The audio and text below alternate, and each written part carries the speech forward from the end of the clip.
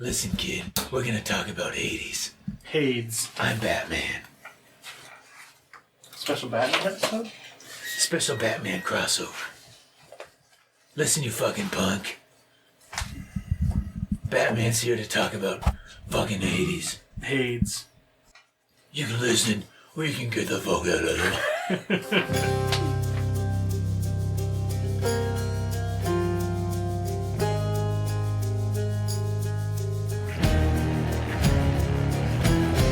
Welcome everyone.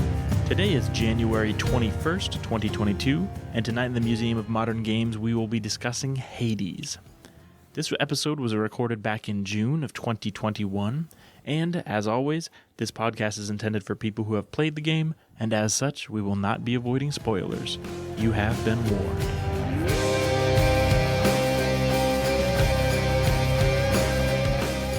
Welcome, everybody.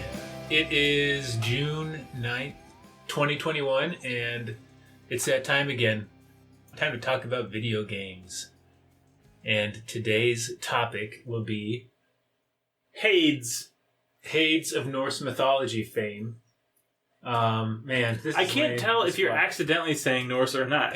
I know it's Persian mythology, okay? Persian. The Museum of Modern Games. That's what you're listening to. Welcome to it. Welcome to it. That's how we do intros, in a weird order for no reason. It's June 9th, 2021, and we're going to be talking about Hades. I thought it was pronounced Hades. Well, it might be. I don't have confirmation on the pronunciation of this game. It's the roguelike dungeon crawler developed and published by Supergiant. And yeah, we're going to talk about it. What do you think, man? Good game? Bad game?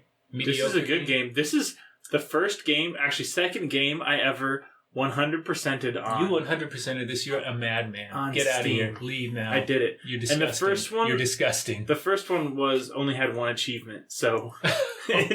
I can't believe you 100%ed this. I know. You're I'm freak. amazing. The remarkable thing about this game to me is it took a concept that I'm not crazy about or that I have mixed feelings about, which is roguelikes. And it made it into something that I really enjoyed. And it's something I kept playing much longer than I thought I would. It's addictive, but I think that's something we'll kind of have to talk about, the addictive nature of this game. But yeah, it surprised me, really sucked me in. And I was going to make a Medusa joke. I know, I was too! Holy shit! Nope, we're not going to do it. We're not going to We're too classy. there yet. Maybe later. Yeah, so a brief history and development. This was published by Supergiant, and it was released for Microsoft Windows, Mac OS, and Nintendo Switch. Have you ever played any Supergiant games before? I haven't. Because they also made Bastion, right? Bastion in 2011, that was their first game, which I think I might have briefly touched it. They also did Transistor in 2013, Pyre in 2017, which I think all of those games have been pretty well received. So I did a little research on them. Pyre, you might be interested to hear this. It's described as a party-based role-playing game with combat system that is described as fantasy basketball. It sounds really cool. Check this out. But yeah, everything they've done so far has been very successful. They're based in San Francisco, I believe. They were founded back in 2009, and they've just been killing it from They've been from killing what I it can from see. day one. I should play more of their games. Yeah, Bastion's really good. I played Bastion's it. good. They all look interesting to me, but I'm just a loser. That's all my only excuse. This game was highly praised for its gameplay, art direction, music, narrative, pretty much everything. It sold over 1 million copies. I don't know exactly what the number is, but it did pretty well for itself. So let's get into our personal history. I played this around 36 hours. Oh yeah, I gotta check mine. You sunk some time into this. I got some time. I invested some of my life into this one. 74.6 hours. Oh my god. Good 2 weeks worth of work. That is impressive.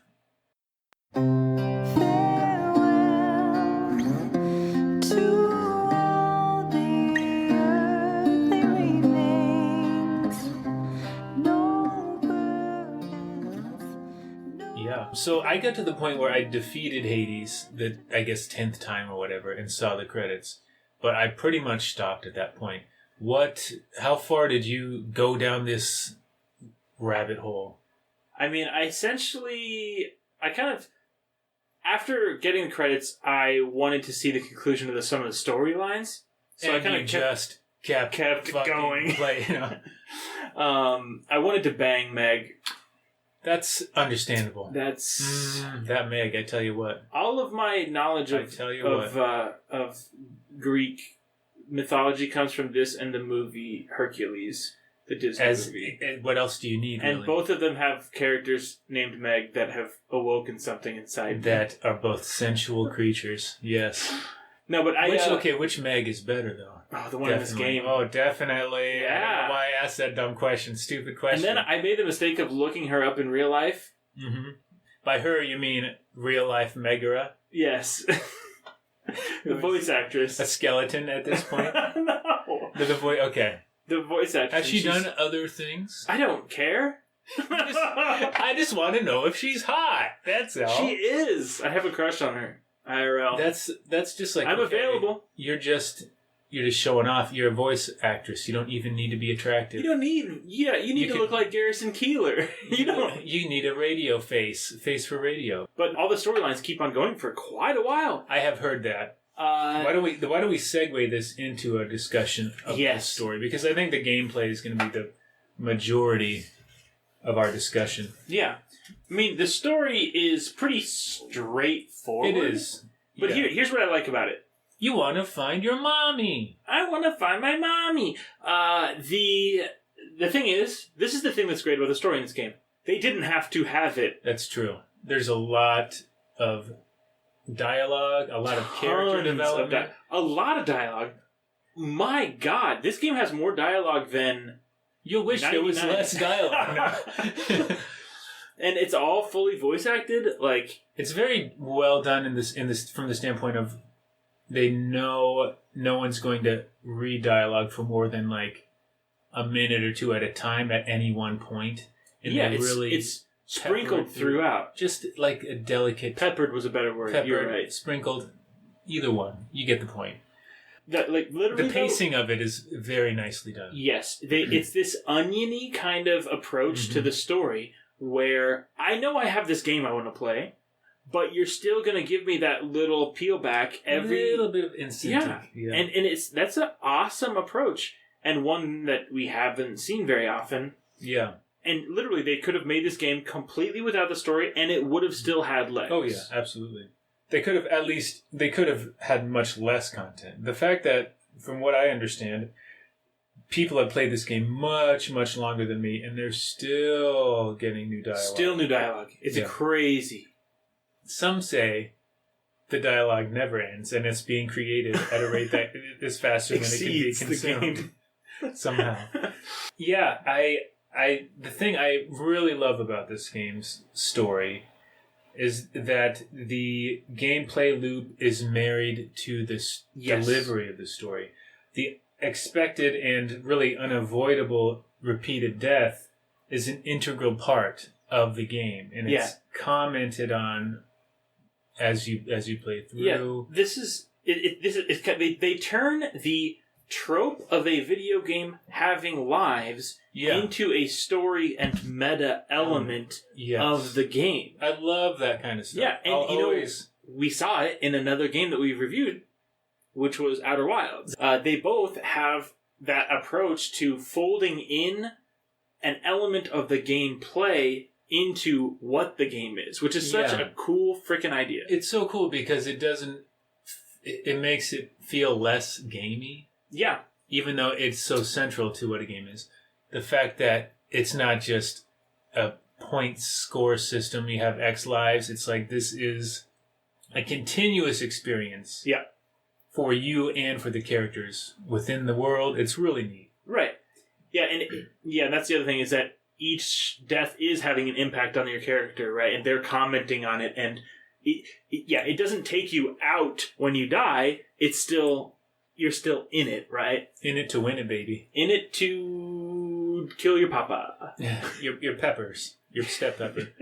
I figured from the beginning that Hades, despite his shitty attitude and gruff exterior, had some noble motives for keeping you from the surface. Were you as smart as me? Probably everyone in the world that's played this game. I didn't know how it was going to be, I guess. In retrospect, it seems obvious, but I don't know. You thought he was just a dick for no reason? I was like, his mustache is fucking sweet. He is a bad boy. That's what I thought. Almost as attractive as Megara. I have to say. You can romance your own father in this. That's a weird take. Oh, man. Yikes. And Cerberus. I didn't think that was necessary. No. But seriously, you can romance Medusa, though, so... You can, and... I guess... And I have... No, I did not get to the romance part as much as I wanted to. Even in video games, I'm a loser. I gotta say, how'd you feel about the ending of this game? There is no ending. Gee... No, I gotta say, I did not like how it ended very much, because here's my thing. It seemed like Zagreus was like a kid in a modern divorce movie trying to get his parents back together. It was the parent trap? But he didn't understand that they didn't want to be together anymore. But then they somehow do get back together anyway. And it's like, what? It's the Parent Trap game version. This game is Parent Trap, and that's really all you need to know. End of the podcast. Yeah, I will say it was a little anticlimactic. The first roll credits, I was kind of like, yeah, I feel empty inside. I mean, I wish there would have been a better kind of resolution they could have had somehow. I think by virtue of the fact that on the 10th defeat, that's when the game ends, that's inherently anticlimactic. Although it's cool that he just lets you pass. That's a pretty cool pretty moment. neat. But I had the sickest build, and I was so looking forward to you were ready his to ass. just unload I was kind on of upset, but that was, I think, part of what made it anticlimactic. But in the end, who cares? Because you can keep playing this game. This is a game built, again, on that. It's a very clever system of feeding you these little rewards and accomplishments as you go. Oh, yeah. Not only in story, but also the fact that they keep it fresh by changing the level structure every time, changing the build and the randomness of the power-ups you're getting. Just all dopamine hits constantly. Yeah. It's just, little injections of dopamine every time you're playing this thing. Man, but then you got to up that dosage. You don't feel like you used to. And now I do heroin. And it's this game's fault. The end. I think that sums up what I wanted to say about this story. Did you have, favorite characters or anything? Meg. Please don't. Dionysus was my boy.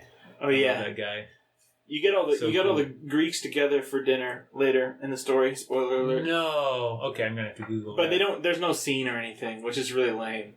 What? It's always it's just like, hey, we're getting together for dinner, and then it's like, great party, blah blah blah. I'm Dionysus, bro. Is that what he sounds like now? Yeah. It's Duffman. It sounds like Duffman.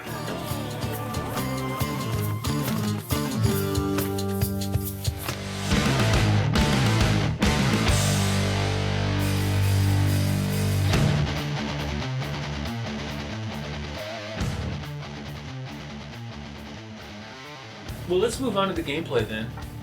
Gameplay? The part where you actually make the guy move. Please cut that out. That was terrible. Again, this is classified as a roguelike, of course, which, as I've said, I have mixed feelings about, but what I've decided definitively that I prefer roguelikes that have some kind of persistent progress or meta progress, which this game, of course, does through the darkness upgrades and some other things. The keepsakes, is that what they're called? Keepsakes, yeah. Weapon upgrades. Yes. I guess it's less of a pure roguelike in that sense. Yeah. But I really do prefer that. That, again, that's another element of that feeding you the satisfaction over time. Yes. You're not ultimately being set back all the way to the beginning, which is a huge mental thing. It is. And I think in games where it's a pure roguelike, it gets super frustrating when you die and you're close to the end or you have a good run. Then it just feels like wasted time, even though everything's wasted time. But just knowing that you got a little bit stronger. And I think, for me, what worked about this game so well is the balance between the different elements of progression. By that, I mean, for example, I went very abruptly from thinking that Hades, the final boss of the game, it's too late for that. It's too late. It was very difficult to being able to beat him like pretty consistently. And I think it was due to the perfect combination of me just getting better at the game, learning his attacks, learning how to avoid damage, also learning the systems, how to upgrade my character effectively, and also the persistent power-ups that I had obtained. It, like, all three of those things together, the balance between them just felt perfect. Yeah, and, there's been other games like, we bring this one up a lot when we talk about kind of difficulty growth. Baldur's Gate 3? God, no, that was a callback. But Hyper Light Drifter, at the beginning, some parts are very hard, and then by the end, you're just ripping through those parts. You feel like such a badass. Yeah, and this had an element of that, but as you said, also has these progressive upgrades that you get. Yeah. I think it also shows the fact that you can go from getting your butt kicked by Hades to consistently beating him. It shows that randomness isn't too big of a factor in this game, like I feel that it is in some roguelikes. Yeah. I played somewhere it just feels like you have a run where you can't do anything. You're really hamstrung. Is not working out for you. Right, yeah. Yeah.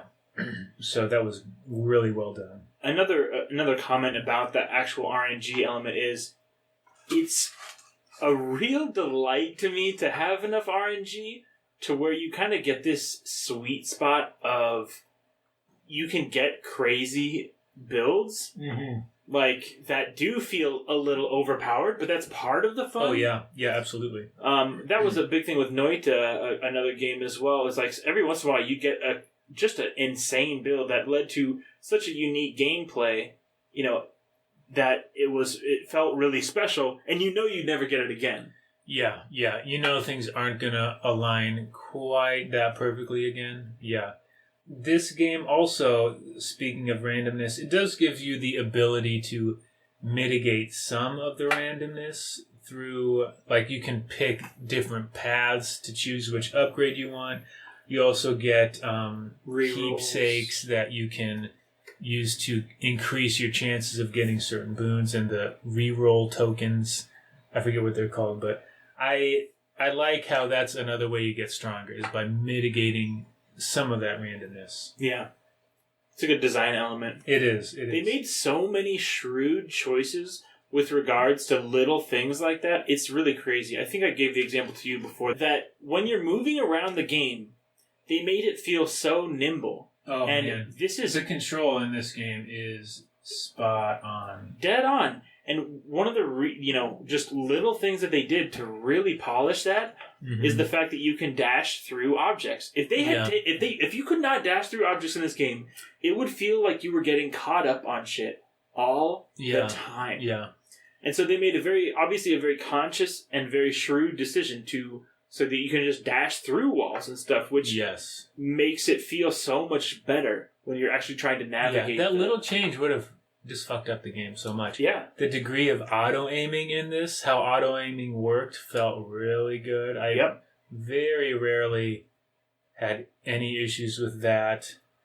Yeah, it just felt so good to play. Yeah. Whenever you fucked up, it didn't ever feel like it was the game not doing what you told it to. Right, yeah. This definitely is in the category of simple to learn, difficult to master as well. Yep. In like a few minutes, you understand your entire vocabulary of what you can do. It's all about learning the power-ups and strategies and enemy attack patterns. Yep, the subtleties after the initial stuff. The nuances. The nuance of this game.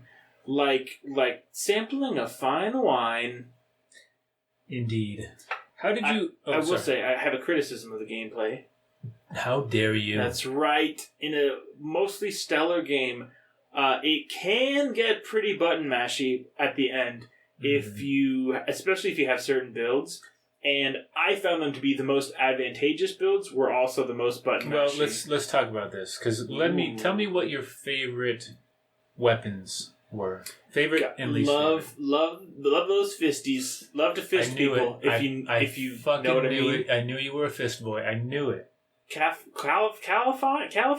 What was his name? Gallivant? The fisties? I do not remember the names.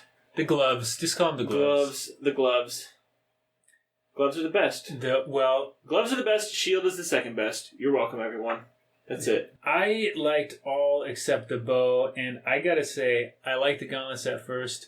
I didn't end up liking them precisely because they felt the most button mashy by far. Yeah. With the other weapons, I felt like I was doing these kind of measured timing counterattacks. With the gauntlets, I just felt like I was diving in and dashing around like a madman. And that was like the best way to play with them. Yes. So I kind of stopped using them. Coward. No, I'm a cowardly man. Actually you're not, because it is the easiest.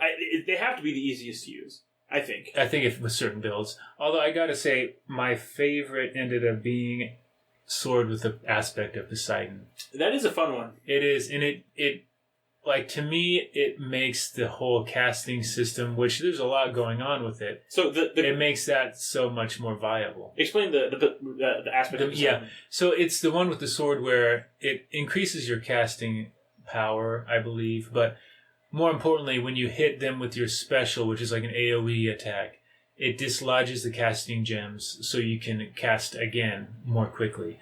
The main thing that it does is it makes the casting really good against bosses, because that's when you struggle with the casting build. You have to cast 3 times and wait till the gems kind of fall off like bloated ticks. And then you can do it again. But with Poseidon, you can just kind of spam that loop of cast special. But it's still skill-based, too. That's the other thing, it is, right? You're still kind of balancing things. Right. But my strongest build, I'll just tell you what I had, and I have it written down because I'm that much of a nerd. I had Sword with that aspect of Poseidon. I had the True Shot, which is Artemis's like arrows that she does, which can crit.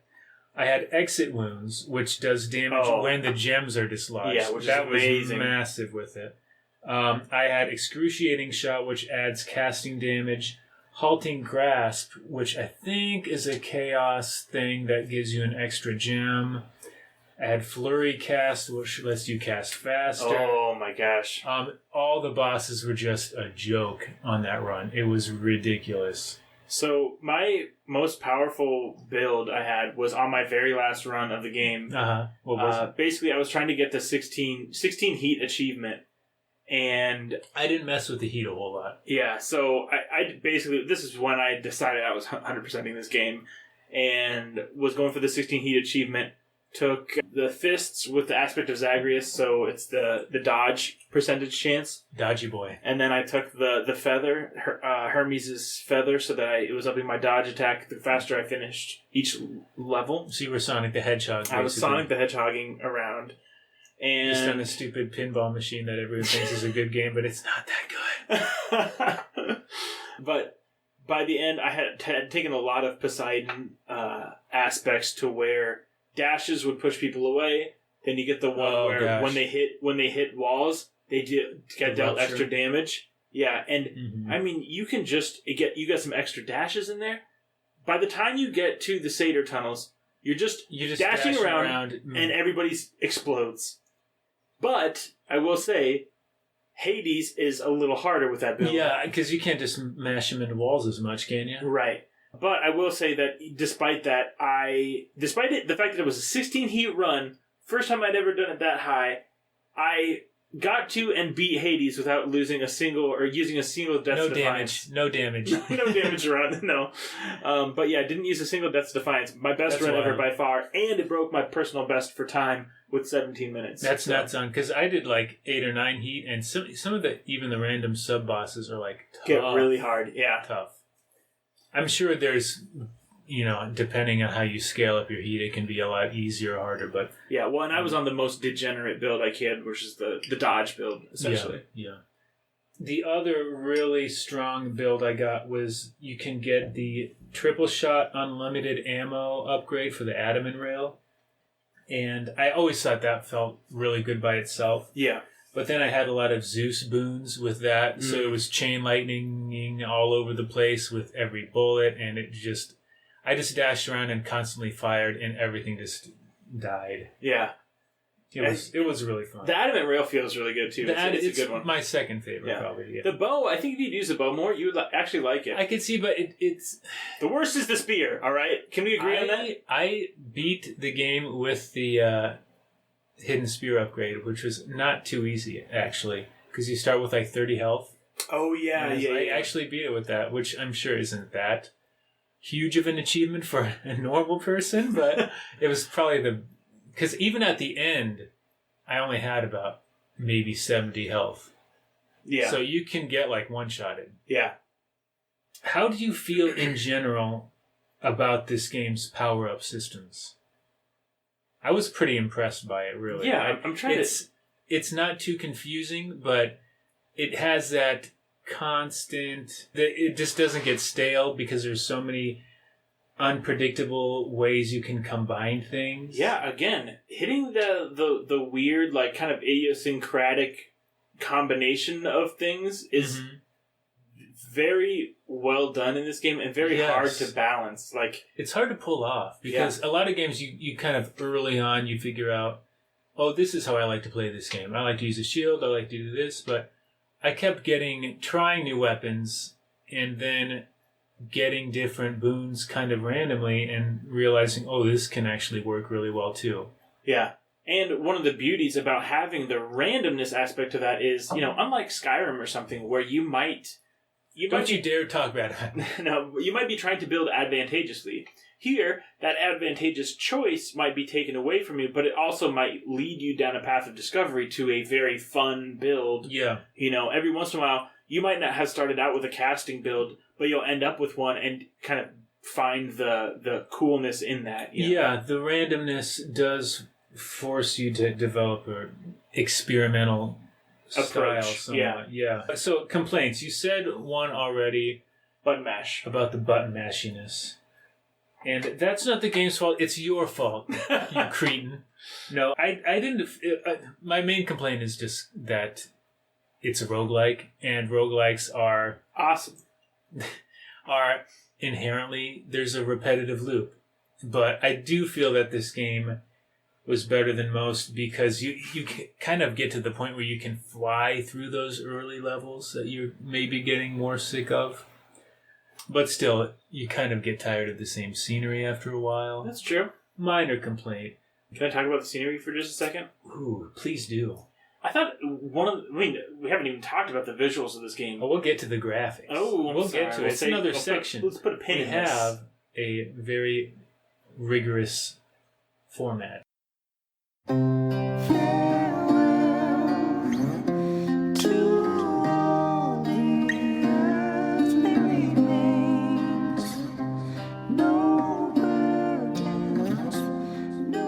One thing I did want to talk about is the addictiveness of this game. I have a note here that just says addicting AF. Yeah. Well, I think we're in agreement, though, that this is a good to great game, not just an addictive game. Yeah. So I wanted to talk a little bit about why that is, and here's my thesis on it.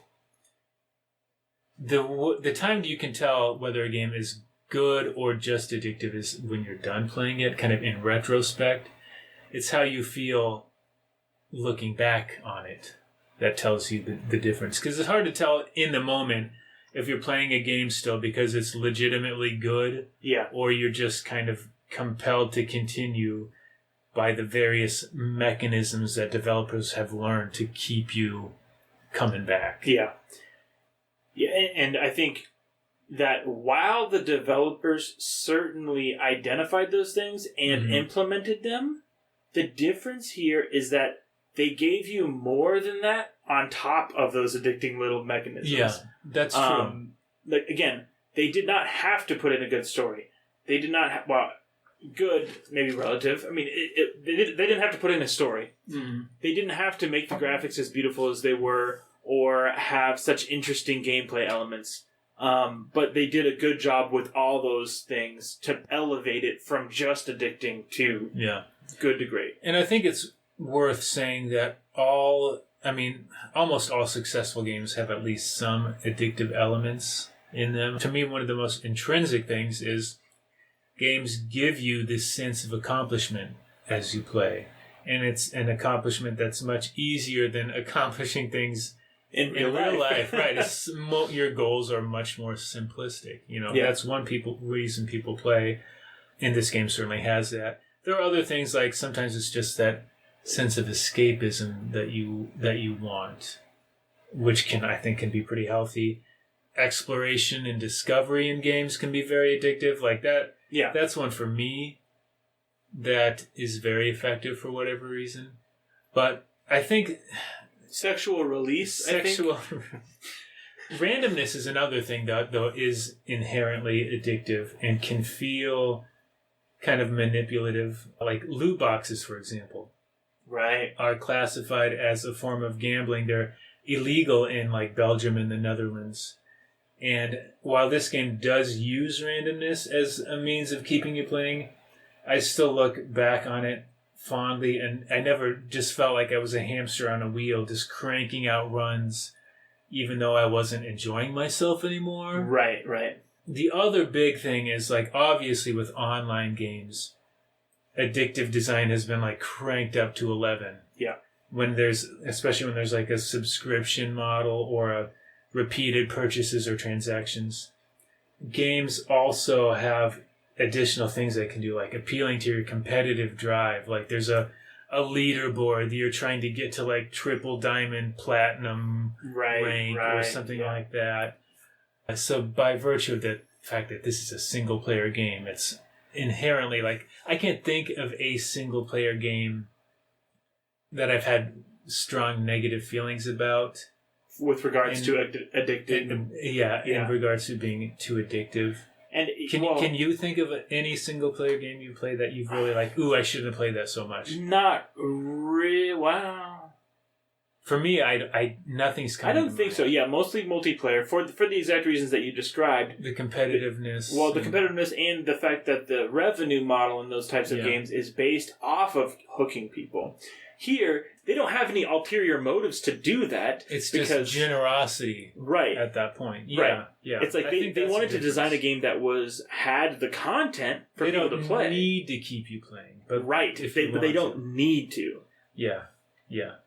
It's like a party. You can hang out longer if you want, but I will pay extra for a skin for Meg that changes her clothes. Meg skin, just little those pasty nipple sticker things. Super giant. Are you listening? Listen. $1 million ideas. Surely there's a lot of porn about that character. What if there is? We could have a Rule 34 segment after every game, including things like Undertale. That's the disturbing part. Including Outer Wilds. Were there females in that game? Anyway, one more final point, and then I'll shut up, okay? I promise. I could have easily played like League of Legends or PUBG instead of all of the games we played so far for this podcast. Easily. Yes. Yeah. And in retrospect, which is the richer experience? That's kind of my point. Yeah. No, I think it's a tough spot for people, particularly with regards to, we talked about it last time, I think, but if you look at the top grossing games, they're cell phone games and they're not good. Crazy things that aren't necessarily good, but have tapped into a revenue model that makes them successful. Yeah. And that's why we see a ton of hours being pumped into those games, is because cell phone games, dude. Yeah, but it's because of that intersection of human behavior and profitability. Yeah. And so, yeah. But I'm too smart for those. That's the thing, that I know that shit, if I got into it, it would probably work on me. It would consume you. Yeah. It's only because... You're so smart and handsome that you can resist. My handsomeness will protect me. No, it's like I'm not addicted to heroin because I'm just that good of a person. It's because I've never tried heroin. You know? Yeah. I know that I would get addicted to it if I tried it. Yeah. Please don't pick up Genshin Impact or something. Don't do it. Yeah. Yeah, I kind of want to reiterate that the developer, Supergiant, is doing a cool thing by offering a game with a lot of replayability. Absolutely. Well, I was trying to basically parse out why this game, although addictive, is still good. Yes, and not evil. And not a bad boy. Not a mean game that makes me feel bad.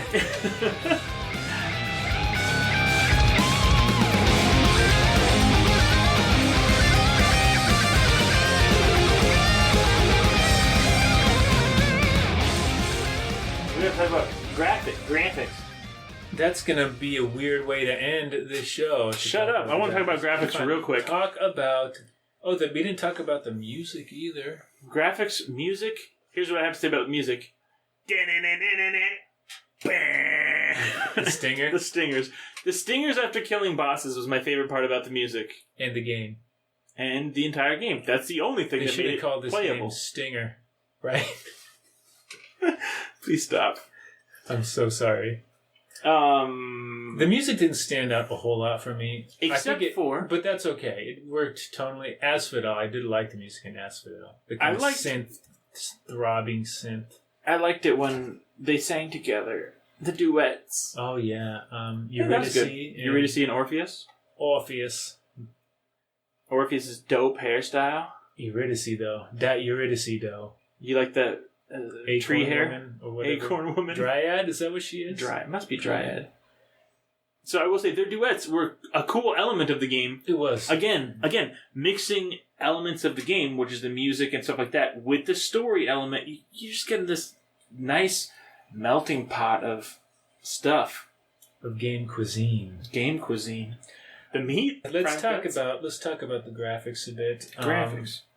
It's one of those games where there's so much visual detail, and I feel like the nature of the gameplay makes it kind of hard to appreciate. I did kind of force myself a couple times to stop and look around because it is a really nice looking game. It is. They do a lot of cool stuff with the actual foreground and background and the parallax scrolling that really works well. The graphic style, unlike any game I can think of off the top of my head. Yeah. It's semi-cartoony, but then it kind of still works somehow. Right. Yeah. There's not like exaggerated proportions for the most part. Everyone looks real sexy, which I always appreciate. Even The Rock somehow is a sensual creature. The one thing they do a really good job visually is highlighting threats. You can always tell when something is a projectile or traps are clearly kind of delineated. You learn all that stuff really quickly. Yeah. Which is essential for the gameplay as well. But I appreciated that. It could be very frustrating otherwise. Yeah. There's I love your one fan that you have in the arena. Yeah. When you fight Theseus and the bull, I can't remember Asterius. his name. Yeah. That's such a cool little detail. I always had to walk by that guy. Yeah, the splash, or the icons of the characters. What do you call those? The portraits? Portraits. The portraits are all pretty cool and, like, really set up the character and kind of make him stand out. All the characters are very unique. You remember every single character in this game. Think about it. I do. There are also characters that are mythological people, things that exist outside of the game, but yes, I think the fact that it has that cohesiveness that you get with the small studio too. Yeah. I don't know how many people are on the art team, but At least it one. looks like it was all drawn by one person. I'm assuming Right. one person did all the art and animation. But I always like that when a game manages to pull that off. And huge shout out to just the use of color in the graphics. It's an extremely colorful game. They wanted to go black and white. I told them, guys, throw some color in there. And I You're think I saved responsible the for game that. by saying that. No, but every area has its own colors that kind of paint the area. Yes, but that's true. there's also a lot of vibrancy to every scene in the game. Like seriously, look at a screenshot of that game and it's just super colorful. Yeah, you can pause it at any point, and there's a lot to appreciate. Yeah. Yeah. I did want to say too that they talk about Diablo 2 to 3. I think that in 3 they wanted to make a lot more use of color in that game. But they fucked it up. No, I No. don't know. I never played it. And it did have a lot more color than 2, and they kind of went with a different three direction. colors. They went with a different direction art-wise, and I just think at some point someone looked at this game and said, we need to make this game kind of pop and have that colorful aspect of it. Some unhelpful person just said, Hey, make it pop! No, but it's almost refreshing when you get out into Elysium from Asphodel. Yeah, totally. It is such a shift. And they do have characters that are unique to each area. Interestingly, I looked up this thing about the meta versus run rewards, like the persistent versus the darkness and gems and whatnot versus the power-ups. Yeah. Each area has its own ratio between those things that I didn't know that. Yeah, it's kind of, no one cares about that probably, but I thought it was kind of cool. Did you have anything else? Have I said the word onion enough? I wrote the word onion 9 times in my notes. Ogres have layers. Is a Shrek reference? A Shreference. Shreference, if you will. In summary, I really enjoyed this game. Check it out. Everyone says it's good, so it must be good. Don't be one of those weirdos that just doesn't want to play a game because everyone says it's good. Don't be a contrarian. And also, you need to watch Breaking Bad, you piece of shit. It's a really good show. Don't be weird. Oh. What's our next game? It's going to be... Next game. We're going retro. We said we would. We said... And we're following through. We told y'all we would. And we're going to play a game called Faxanadu, or possibly Fazanadu, but we're going to call it Faxanadu. Not Fazanadu, what? People say that, I know. No. But it's an NES game, so yeah, it's going to be fun to talk about it. It's a cherished game from my childhood. A real blast from the past. Yes, join us. And until then, everybody, we love you. In a very personal way. I don't mean that as a generality. And also a sexual way. Of course, of course. Goodbye. Thanks for listening. We hope you enjoyed this episode. If you did, please tell your friends, subscribe, review us on your podcast platform of choice, and we would very much appreciate it. We also have a website, the-mmg.com or themuseumofmoderngames.com. That's all one word, no punctuation. And from there, you can find links to all of our various social media presences and a list of the games we're planning on playing next. We would love to hear your thoughts about the games we have covered, as well as any suggestions for games you would like us to play in the future. And if you help support us on Patreon, you can get a number of perks like access to our Discord server, and you can even vote on our next game.